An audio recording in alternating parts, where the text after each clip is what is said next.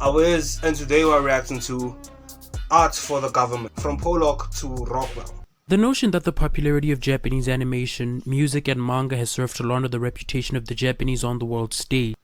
Before we go any further with this video, I just want to say one thing, guys.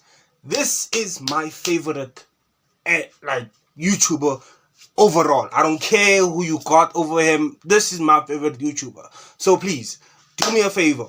Before we even start finishing this video, we do anything about this video. Like, if you all can just go and watch the original video. I know most reactors don't want you to do this, but I want you to actually go to Petrol and Coffee and go watch the original video. Like, comment that you came here from the Lost Owen and just give the boy support, because literally the guy takes so long to make a video that it's actually annoying. I waited for 7 months for this video. 7 months. And I can wait for another for the next video. But, please. And after you've watched, come back. So, hopefully you have came back. Let's watch the rest of this video together. To hide away the Japanese history of genocide and eugenics is not one you have to work particularly hard to find. It's all over the internet and has been for a hot minute, even coming out of the mouths of otherwise reasonable people. Which, off rip, the idea that this media is propagandistic because the people who made it don't deserve to be viewed favorably is, plainly speaking, racist. It's xenophobic fear-mongering done by people who feel threatened for reasons that I can't possibly empathize with. Remember X-Play? Do you need me to remind you? Genji's story is based on the Genji period of Japanese history. Well, we're not exactly sure how, but can you really blame us? Because who knows anything about Japanese history? There were some samurai, they periodically killed themselves, a rat learned judo, and they invented a religion that sanctifies small trees and fat guys wrestling. Then we nuked them. That's what they turned into a real country. The Japanese government doesn't need the anime committees, J-pop studios, or Nintendo to launder their 80-year-long love affair with racial supremacy. The United States already did that. They did that in the 50s, man. If you want to watch a country launder its reputation through art and commerce, you need not look any further than the good old US of A. Now, okay, I need to correct something, guys. While yes, we should have sympathy for Japanese, and we have sympathy for anybody that's been through a mass situation. Let's not forget what the Japanese did to China. You know what I'm saying? And if you don't know, I can't remember the thing that happened, but just go World War II, Japan and China, and you'll see what happens. And if you're a kid, please do not research this. This is not for you. This is for people that are older. I know it's a part of history, and I know people will be like, it doesn't matter how aged it is. But for kids, I don't want you to be researching these type of things. But yeah, they did crazy things there. Very crazy things. But I understand. So I just want you to get that. Here to fight for truth and justice in the American way. Propaganda is any organized effort or movement to disseminate information or a particular doctrine by means of news, doctrine, disseminate information. Everyone uses propaganda. Special argument. But the news said it was baseless. Because they're eating the dogs. They're eating the cats that are in there. Or appeals designed to influence the thoughts and actions of any. Who the fuck is Petrol and Coffee? Norman Rockwell, high-key, might be one of my favorite artists.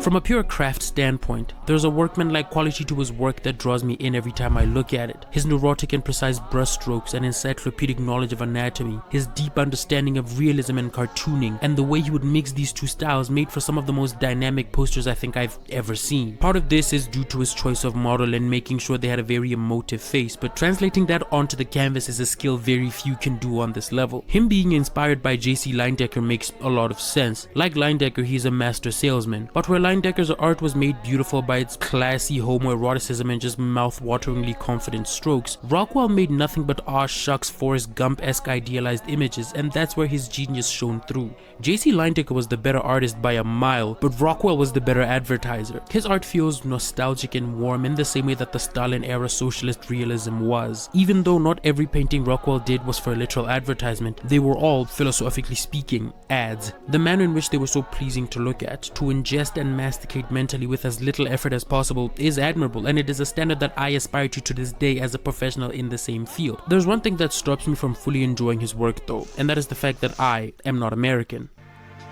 Let me ask you something. Do you believe that your dreams are your own?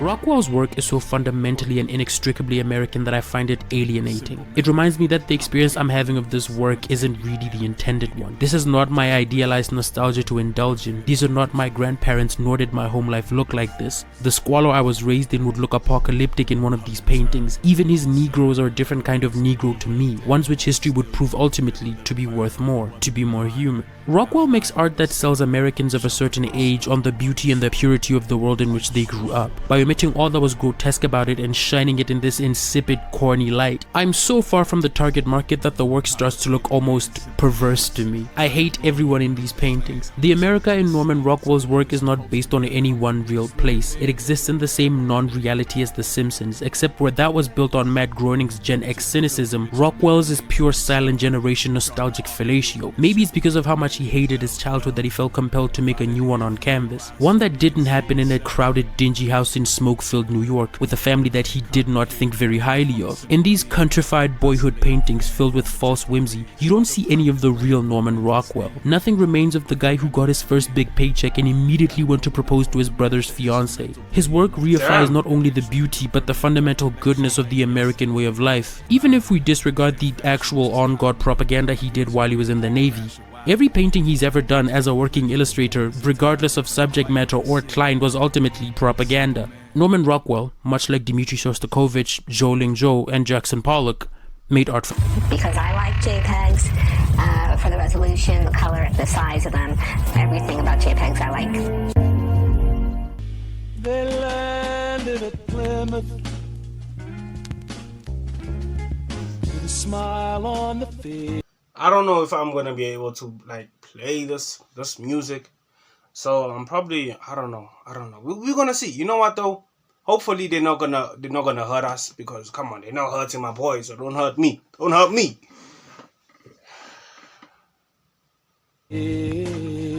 The relationship between art and the state is as old as the state itself. Even back when slaughtering the children of your enemies and taking their wives was seen as noble, people still needed to feel like the good guys. They needed to feel like they were paragons of an unassailable moral power, and the artists played a crucial part in that fantasy. The point isn't only the internal worlds of the men with bloody hands, but their perception by the children of the men whose blood they spilled. Through culture, the dominators legitimize themselves and make it feel like not only was the murder and subjugation of their inferiors inevitable, it was right. It was the will of God. This was true for the Brits, the Ottomans, the Romans, every empire for time immemorial, up to and including the modern ones. The shape has changed, yes, but the skeleton of the thing remains as it always has. In the same way that the Egyptians portrayed Jesus as a donkey god in their pantheon and the Romans made jabs at the Christians for worshipping a corpse, the Soviets portrayed the Americans as moneyed savages, and the Americans portrayed the Soviets as basically emissaries of Satan. Everything is everything. What was, is, and shall be forever. It was in the aftermath of the Second World War that the shape of the thing changed in ways we're still dealing with today. I fucking love the Cold War, man. It's fascinating to read about. To the average person, it's a time of proxy war between world superpowers, the consequences of which we're yet to fully grasp as a species. But to anybody unfortunate enough to not be in the First World, there was nothing cold about that war. It was a time of destruction, but not only in the physical sense. It was a war on men's souls, especially in the 10 years following Hitler's death. Nobody escaped clean at the end of it. No one was left with the delusion of heroism. Anybody who insinuates otherwise is either fighting late-stage dementia or is a dyed-in-the-wool psychopath. That could have happened except in America. And I'm glad the CIA was immoral.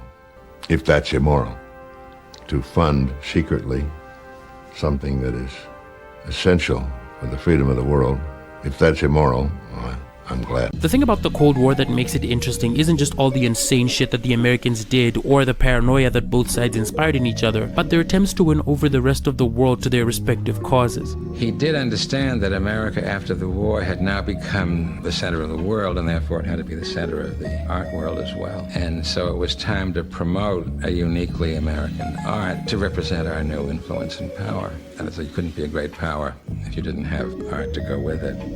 Personally, I've never been much of a Jackson Pollock guy. I like representational art too much. In terms of the avant-garde, I've always been more into the surrealists or whatever the fuck Marcel Duchamp is. Fountain, my beloved! Pollock and Gorky have always been too rich for my blood. I'm more of a Dali and Bakinski guy. That being said, you gotta hand it to Jackson Pollock, man. Nobody was doing it like him. Pollock was every bit the salesman that Rockwell was, but unlike Rockwell, he was respected for it. They both sold the same thing, essentially. This idea of America as a land for the free, a place for good.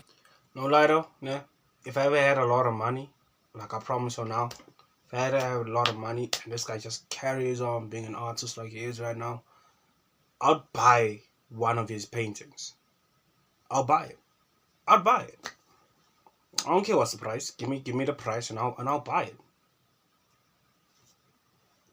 Good people to try hard and succeed at life through their own grit and determination. But we're not because his art is cool, but also because of the artist himself, bro. It's just, you'd want a painting of such a person that can really deep and think about things so much, you know what I'm saying?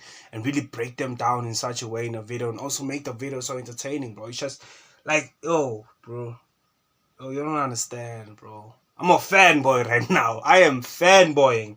Rockwell achieved this through ads for bologna and kitschy paintings of Boy Scouts. Pollock did it with no effort or awareness. He was the ad. Coming out of the Second World War, America needed to portray itself as the freedom-loving good guy. And to properly do that, they needed not only an artistic movement that spoke to those values in ways Europeans and their critics could appreciate, but one that was American as fuck. And that's where Pollock came in. Quoting from Bud Hopkins here. If you conceive of such a person, first of all, he had to be a real American, not a transplanted European. And he should have the big macho American virtues. He should be rough and tumble American, taciturn, ideally. And if he is a cowboy, so much the better. Certainly not an Easterner, not someone who went to Harvard. He shouldn't be influenced by the Europeans so much as he should be influenced by our own, the Mexicans and American Indians and so on. He should come out of the native soil, not out of Picasso and Matisse. And he should be allowed the great American vice, the Hemingway vice, of being a drunk. The American aristocracy faced a fascinating problem at this time. They were obviously the new emperors of planet Earth, free to plunder and murder as they pleased. The world feared them. They just dropped 2 sons on the Japanese for God's sake, but nobody respected them. They were seen as abrasive and violent and just deeply fucking stupid. This reflected poorly on the American ruling class, sons of bankers and politicians who rubbed elbows. People still think they are. People still think they're very stupid. So I don't know if that really changed, but yeah, people still think that. They think that they have the best infrastructure, they have the best money, they have the best everything. But for some reason they are. Which I guess is propaganda. I don't know, dog. But let's get on watching. I'm just the telling you what global people think. you of the rest of the West. People who fancied themselves spiritually European. In the eyes of the real Europeans, however, rich is all they were. All these other guys had histories much older and much more interesting than theirs, and their art was much more storied and complex as a result. In their eyes, all America could produce that wasn't advertisements and movies for the braying masses was less intelligent imitations of European art. America was the place you escaped from in order to become a serious artist. The solution to this problem, if you can believe it, was good old Uncle Joe Stalin. Because of the social conservatism of his rule in the USSR, a bunch of avant-garde artists had fled from the Soviet states in search for a place more accepting of guys with big ideas and a very high opinion of themselves. These guys were huge with the American elite, who coincidentally took up all the positions in the government that actually mattered. They saw in them a natural evolution of the expressionism of the 19th century, the next evolution in non-traditional representative art. They also came with the added PR benefit of being the guys who got chased out by the scary fascist commies and made their way into the freedom-loving US of A. They fucking loved comparing these guys running away from the Soviet Union to Germany's persecution of the same kind of artists. It worked very well for them internationally. The only drawback to this plan was the enduring fact that the American public was every bit the cultural desert that the Soviets and Europeans accused them of being. It's actually hilarious. You have these uber-rich American vampires trying really hard to convince the world that, no, we're not backward savages, I swear, we're more than just a place for you to store your money and leave, we're cultured and smart. Only for their own people and politicians and the fucking president to come out and publicly say, this shit sucks, I don't understand it and it scares me, I'm fucking stupid. This made it really hard for the elites to advance their soft power goals, because for every step forward, every successful exhibition they would have in another country where they would convince these people of how fucking brilliant they were, there'd always be some lead-brained Republican senator back home yelling about how abstract art is secretly hacking people's brains. Cubism aims to destroy by design disorder. Futurism aims to destroy by the machine myth. Dadaism aims to destroy by ridicule. It made it very difficult for the government to sponsor this effort out in the open. Which brings us to the part of this story you've probably already heard. That's right, baby. We're gonna talk about the CIA's involvement with modern art. The idea that the CIA created modern art for some idiot's version of the Illuminati-esque reason is one that I've been hearing since before I could even speak English. And the thing that makes it so frustrating is that it's kind of half true. From the moment the Axis fell, the vibes between the commies and the Yanks changed almost immediately. Cultural competition was already fierce even before the rubble in Berlin stopped smoking. In the years following World War II, while German civilians were selling holes for a loaf of bread or a pack of cigarettes, while all of Europe was facing apocalyptic poverty following the world's biggest conflict. Biggest yet, it can always get worse. The Soviets and Americans had erected lavishly furnished culture centers, convincing the decimated Germans of the benefits of their particular brand of politics, and it's easy to imagine how terrified the Americans were at this point. Dialectical materialism probably hits crazy when you've just witnessed capital mutate the state into a machine that ate your neighbors and turned your parents into monsters. The people wanted a way forward, and the world superpowers fought tooth and nail to determine what that would be. The Soviets and their allies had the Commonform, a well-oiled machine for disseminating propaganda. The Americans had their own ramshackle propaganda apparatus, a Deminform, if you will, and it was made of just the most insane guys you could possibly meet in the late 40s. Imagine liberal Brace Belden if he had twice the amount of lead in his brain. We're talking newly libbed up former Marxists, Trotskyists, anti-Stalinist lefties, and all other unfortunate things to be both then and now. At the helm of this operation was a cadre of adrenaline junkie narcissists like Melvin Lasky and Sidney Hook, in collaboration with temporarily embarrassed Eastern European aristocracy like Joselson and Nabokov. No, not that one. Those last two are actually really important because before they built the cultural wing of the CIA, they were doing the same thing in Germany after the war. Joselson and Nabokov were judge, jury, and executioner to all the Nazi-affiliated artists of Germany. And the handsome and smart viewers of this here program don't need to be told how much of a scam denazification was. We both know that there's a bunch of families in Dayton, Ohio and El Paso, Texas with some one-of-a-kind World War II memorabilia and a very particular flavor of racist grandparents. Nabokov and Joselson had some very interesting interpretations. Yeah, they are. There's a lot. And there's some in South Africa too, which is interesting. Interesting. Of who was and wasn't a Nazi, and coincidentally these happen to align with the American scientific and cultural aims. Funny how that works. The Culture War officially started when the Soviets opened up a house of culture in central Berlin early in the post-World War II days. It was nicely furnished and full of cool shit. The Brits saw this and were in awe because they knew that their #1 cultural export of child molesters couldn't measure up with what the Soviets were putting up. They could barely keep a dinky little information center warm. They sucked. They still suck.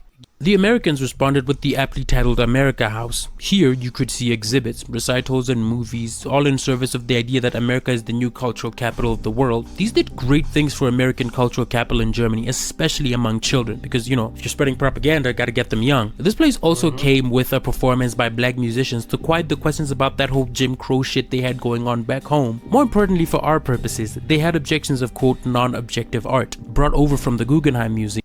Oh, so that's why. Because at times, I realized, there was a lot of Jim Crow happening at the time in America, but I used to see old programs of music and all those things, and they were celebrating African Americans, and I was like, wait, what's going on exactly? Wait, is this the same time as this thing? But like when he's explaining it like this, I'm like, oh, okay, I get it. It's okay, keep them quiet. I get it. Yeah. These were accompanied by I think the apartheid regime must have done the same thing with us, so I get it.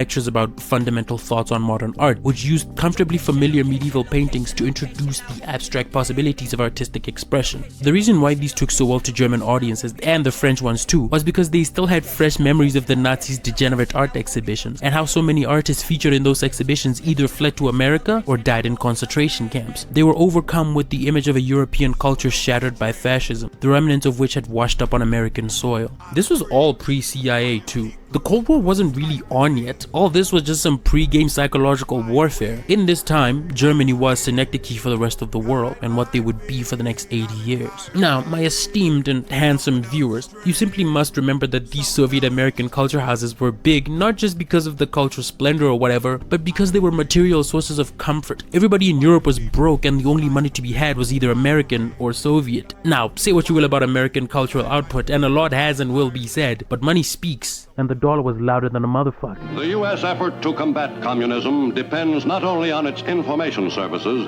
but also on the material assistance of the Marshall Plan. The Marshall Plan was an initiative by the United States to help Western countries rebuild their economic infrastructure after World War II. All in all, the US spent about $13 billion propping up and restoring the economies of countries that were decimated after the war. A not insubstantial amount of that money went into the pockets of CIA-affiliated moneymen who distributed it to cultural assets all around Europe and to men who committed unspeakable horrors, I'm sure. I don't have to introduce the CIA, do I? You're a grown-up, you know about the Dulles brothers and the band of evangelical Harvard skinwalkers that became the American Schutzstaffel. You know this. I trust you. You're smart. What you might not know though is that the CIA was doing so much more than being the world's Einsatzgruppen. The vision of the Obergruppenführer Allen Dulles was far-reaching. They were the primary source of material support for any and all anti-Soviet and anti-communist. Wow, the CIA did do a lot of evil-ish. What's that? They did so much evil-ish. They were doing it on Americans. Like what? What? Nigga, don't do that at home. If you're gonna do messed up things, don't do it at home. But no, they didn't care. And if they're doing such messed up things at home, what were they doing abroad? Because that's where they're supposed to be operating. What were they doing abroad? Yeah, crazy. Propaganda, where the US government failed to push exhibitions showing off their cultural superiority through transparent means. Dulles' boys would do that under the darkness of heavily blacked out documents. You have always to battle your own ignoramuses, or, put it more politely, people who just don't understand. The CIA's interest in modern art wasn't maniacal in the way that your uncle thinks it was. People think that they were spreading art that was quote-unquote meaningless in order to create a new paradigm of control. That's a cute opinion. Did Alex Jones give it to you? They also weren't trying to launder money. You would have to be a special grade moron to believe that the Central Intelligence Agency needed some museums to cook their books. They had money everywhere. People heard that as a talking point somewhere years ago and have been repeating it without understanding what it means. Regular rich people launder money through overpriced paintings stored in Swiss darkrooms. The CIA is moving money that is larger than that by so many orders of magnitude. The shit in those vaults is chump change. Why do that when you could own a network of shell corporations with money trails so Byzantine you'd need a scholar to make sense of all of it from the outside? The reason the CIA honed in on this kind of art instead of the sliced bread representational art of masters past is because they were super educated. Like I mentioned before, that this kind of art was big among the elites that made up the CIA because most of these guys were liberal intellectual types. They went to Harvard, Yale, and studied overseas. They were learned in matters of history and politics. They considered themselves the vanguard of Western culture, a new Knights of the Templar. Now this is a deeply evil way to walk through life, but it did instill in these guys a sense of aesthetic discernment that I can't argue against. They were pretty good art critics. They saw in these reclusive European exiles a new emerging wave, one which I believe would have gotten big in the art world whether or not the CIA had touched on them with the invisible moneyed hand of the state. Guys like Pollock and Matisse were already making names for themselves before they were in the balance sheet. Because most of the abstract expressionists were either communists or affiliated in one way or another, they probably would not have taken very kindly to the CIA money if they knew where it was coming from, regardless of what some. Which makes me wonder, like, it's not like the CIA lost any power. In fact, I think maybe they've grown a lot of power over the years. Maybe like 9/11 kind of dimmed down a little bit, but still, I do believe they still have a lot of power. So my question is, like, what are they doing now with their money? If this is what they were doing before, what are they doing now? As we speak, as we talk, as we watch my content, what are they doing now?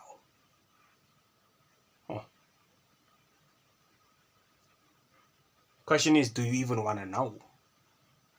Bitter contemporaries of theirs would have you believe. The covert nature of this funding worked in both ways. The public was none the wiser, and neither were the artists who were making art for the government. This extended far beyond just painting too. American orchestras under the influence of Nicholas Nabokov toured throughout Europe. Melvin Lasky had his Rag der Monat, which was the premier anti-communist German magazine. Arthur Koestler and Irving Kristol had Encounter, which was a magazine aimed at seducing intellectuals away from any kind of Marxist sympathy. If that sounds niche as fuck, it's because it was, and because of that they didn't sell shit and somehow still stayed in print for so many years. Like, Encounter is so crazy. Literally everybody was writing for this thing, man. Oh my god, I want like a physical copy of these so bad. Like, look at this list, dog. Aldous Huxley, Nancy Mitford, Jorge Luis Borges, Nabokov. Yes, That one. Anybody who was anybody was touching CIA money at some point. Reading through Francis Stoner Saunders' Cultural Cold War, which is where I got most of this, I couldn't help but gasp in amazement at how much money these guys were moving and how far it was getting. It's genuinely insane. The painters were rewarded handsomely, yes, but they were not unique in this regard. What made them unique was the position they occupied in the popular consciousness and the bitter ironic tragedy of their circumstances. Most of these guys, even the communist ones, were still hyper-individualistic. They believed that artistic purity could cut through the noise and they could really be seen for the visionaries that they were. They believed in some small way that they were changing the world. Capital has the ability to subsume all critiques into itself. Even those who would critique capital end up reinforcing it instead. But being an animal of capital is not a satisfying thing to be as an artist. Only the most cynical and godless hacks could survive this. Most people want more for themselves no matter how hopeless that goal may be. Take Frederick Remington for example. Despite being one of the foundational myth makers of the Wild West and the cowboy, he also felt the way about the commercial nature of his art. So much so that at the end of his career, he started loosening his brushstrokes to give his work more of a modernist feel. There was always a pervasive inferiority complex among illustrators in regards to the quote-unquote realness of their art, especially during Rockwell's time. Most of these guys were trained on the premise that they would be providing covers for Dickens novels or master reproductions, only for them to end up making adverts for meat products or legal cocaine to calm your wife down so she doesn't kill herself and the kids. Rockwell had never referred to himself as an artist. He called himself an illustrator, and that distinction itself speaks 1,000 words, I feel. He came of age as an artist in a pivotal era of world history. It was the birth of consumer culture as we now know it. Evolutions in industrial output and advances in printing technology had Voltron together to create this new culture for the masses, and the illustrators were in place to decide how it looked. This culture was seen as base and vulgar by the upper classes and Europeans who'd had centuries of history under them as they slid into this brave new world. This is where the fierce need to guard culture against the Philistines started. This that shit Clement Greenberg was writing about in the avant-garde and kitsch. The American need for themselves to create a new European culture is what led them to championing the modernists as the height of art in the 20th century. The communists were the big bad excuse they needed to funnel money into it. The real war was one of American cultural and economic supremacy, but in that there was also the war for what that supremacy would look like, what culture would look like, and it's one that they ultimately lost. I think very often about how most of the anti-communist crusaders after the fall of the Soviet Union became mouth-breathing right-wing reactionaries. With the communists gone, they started to see them everywhere. In the black guy trying not to get shot by the police, or the Mexican working himself to death trying to feed a starving family. The cultural Cold War's only real victor was the Philistines. You can see this in the leaps and bounds that advertising would make, and the rise of Andy Warhol, and the precipitous fall of the modernists. Warhol is America shaking off its pretensions of any kind of cultural sophistication and reveling in the blunt, insurmountable power of the dollar and its ability to shape the world. It's everything those proto-advertisers in the early 90s could have possibly wanted. It's base and ironic and funny, but at the end of the day, it's still an advert for Heinz black bean soup that has been seen by millions of people in an environment where there isn't an ad for a competing product to dilute it. And a testament to the power of the entities that have colonized and rule us and will do so until something shakes. Hopefully soon. It's all very grim and it makes me very sad. A lot of things make me very sad lately.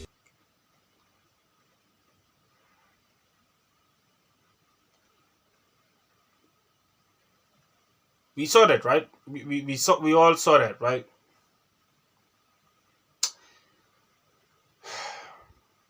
I still like him as an artist. I still like him as an artist. I don't know. I still like him as an artist. I don't even know what he was trying to say there, but yeah. The thing about propaganda is that it's only really effective if the person spreading it believes it on some level. That even if the facts of the statement they are pushing to manipulate the public with are demonstrably false, they have to feel that these facts are emotionally true. The common form absolutely believed in everything that they were doing, at least while they were doing it. So did the national security vampires and the artists, both potboilers and paint splashers. The paint splashers got had, but the potboilers believed in that shit wholeheartedly. Nobody had to tell Rockwell to lie about his age to enter the Navy or to force feed himself when the doctor told him he was too underweight to enlist. James Flagg, the guy behind the Uncle Sam Wants You poster, really did love the American military. These guys were a crucial cultural asset, I would argue even more than the modernists, because they had like super crazy reach. So many people read the Saturday Evening Post, man. Like, you cannot compete with those guys. Those guys were the culture. So the CIA's time was much better spent doing sentiment engineering across the pond. The phrase art for stupid people has always bothered me. Because there's no way to say that without sounding like a raging cunt. It's elitist and not even the fun kind of elitist. I've always loved kitsch, and it doesn't have any negative detrimental effects on your soul or whatever the fuck. You're not vapid because you like a rock wall painting, and anybody who says that is stupid. Part of the fun of taking in mass art that was not made for you is that you get to have a clean look into not just the dreams of a different people, but what those dreams are made of. And seeing some of these evolve over time has been real interesting. There's a sick humor in watching what used to be disposable late industrial revolution art made to push product become museum pieces, nostalgia for a new geriatric class. Everything is everything and nothing at all. It makes me hopeful that I will live to see a MoMA exhibit with the Grubhub soy dance. Damn, I think I've been there once. Like I think I've said those exact words.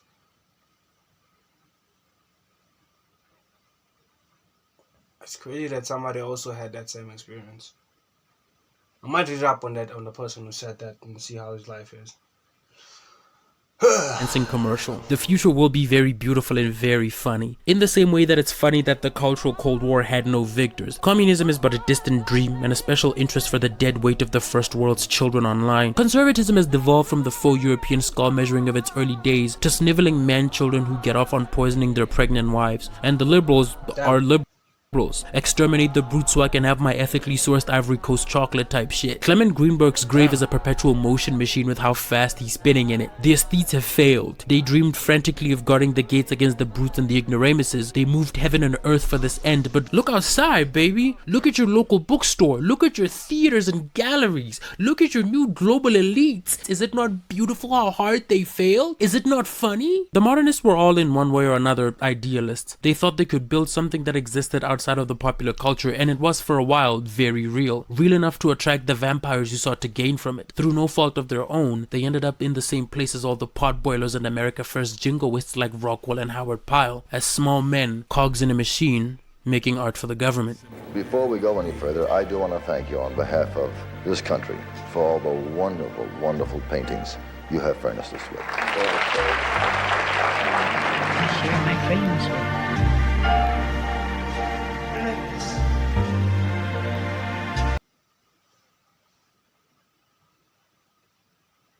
Yeah. I waited 7 months for this video. I'm gonna tell you now.